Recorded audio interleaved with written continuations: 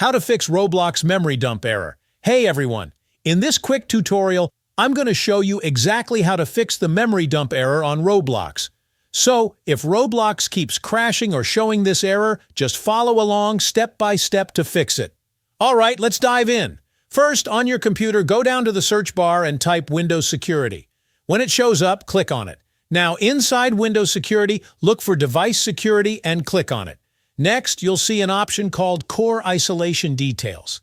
Go ahead and select that. Here's the important part.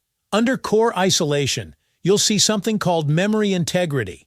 If it's turned on, that's what's causing the Roblox memory dump error. All you need to do is toggle Memory Integrity off. Once you do that, restart Roblox, and the error should be completely gone. And that's it. A super quick fix to get you back into your game without those annoying crashes. If this helped you out, don't forget to hit the like button and subscribe for more simple tech tutorials.